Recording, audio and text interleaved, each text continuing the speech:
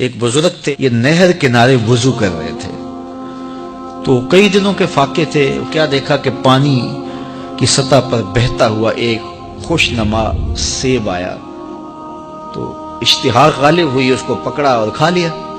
جب کھا چکے تو پھر خیال آیا یہ تو میرا تھا ہی نہیں، یہ تو مال لقطہ تھا، تو میں نے اس کو کھا لیا، اب اس کا مالک کیسے ملے؟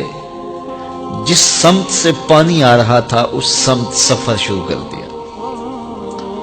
کئی دنوں کی مسافت کے بعد دیکھا کہ ایک باغ ہے جس کی شاخیں اس پانی کی طرف لٹک رہی ہیں، سمجھ گئے کہ یہیں سے گرا ہوگا اور میں نے کھا لیا۔ خیر باغ میں پہنچے، مالک سے ملے، کہا کہ یوں میں نے ایک سیب کھا لیا ہے اور میرا غالب گمان یہ ہے کہ اس باغ کا وہ سیب تھا، تو میں معافی مانگنے آیا ہوں، یا پھر بتائیں کہ اس کا ہرجانہ کیا ہوگا۔ جب مالک باغ نے یہ بات سنی، وہ بھی صاحب نظر تھے، سمجھ گئے یہ تو کوئی در یگانہ ہے، یہ تو کوئی گوہر یکتا ہے، تو تیور بدل لیے، کہا ایسے تو نہیں معافی ملے گی۔ کہا حضرت کیسے ملے گی؟ کہا 12 سال تک میرے باغ کی گوڈی کرنا پڑے گی۔ اللہ اکبر، اور ایک شرط اس کے علاوہ ہوگی۔ کہا ٹھیک ہے، میری غلطی تو معاف ہو جائے گی نا۔ 12 سال تک باغ کی گوڈی کرتے رہے۔ ایک دن فرمانے لگے وہ صاحب باغ جو تھے کہ سیب توڑ کے لاؤ، مہمان آئے ہیں، تو وہ سیب توڑ کے لائے تو وہ کچے ہی تھے، تو کہا تم 12 سال ہو گئے ہو سیبوں کے باغ میں رہتے ہوئے، تمہیں پتہ نہیں کہ کچے سیب اور پکے سیب کیسے ہوتے ہیں؟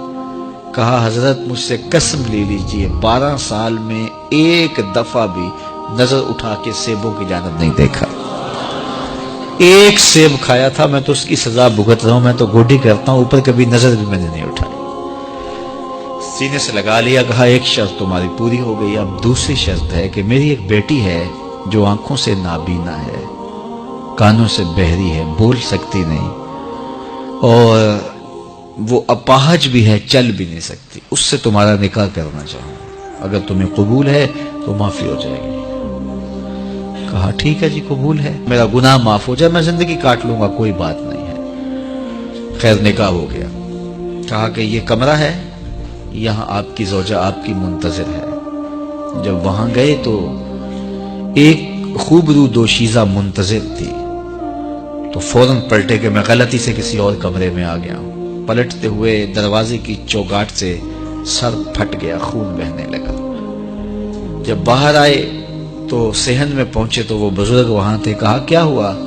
کہ حضرت ایک غلطی کی سزا اتنی کاٹی، اب کہیں دوسری غلطی نہ ہو جائے، وہ تو کوئی اور ہے خاتون۔ کہا وہی تمہاری زوجہ ہے۔ تو میں بتاؤں کہ وہ بہری کیوں ہے؟ آج تک اس نے غیر محرم کی آواز نہیں سنی۔ تو میں بتاؤں کہ وہ بول کیوں نہیں سکتی؟ آج تک اس نے غیر محرم سے کلام نہیں کیا۔ اندھی اس طرح ہے، آج تک اس نے غیر محرم کو نہیں دیکھا، اور اپاہج جس طرح ہے، چل کے کبھی گھر کی دہلیز سے گئی نہیں ہے۔ تو اس خاتون کا جب نکاح ہوا اور پھر ان سے اللہ نے ان کو ایک بچہ دیا جس کا نام ہے الشیخ عبد القادر جیلانی۔ جب ماں باپ اس طرح کے ہوں تو بیٹے اس طرح کے ہی ہوتے ہیں، باپ کا لقمہ پاک، اور ماں اپنی آبرو کی کیسی محافظہ، پھر در یگانہ اور گوہر یکتا جو پیدا ہوتا ہے وہ دین کی احیاء کرنے والا ہے، دین کی مردہ قدروں کو نئی زندگی دینے والا ہے۔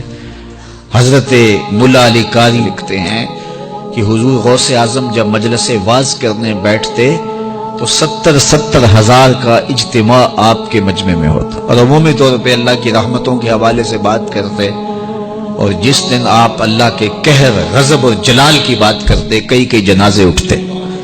یہ آپ کی گفتگو کے اندر عصر کا رنگ اور شیرینی تھی۔ اللہ اکبر۔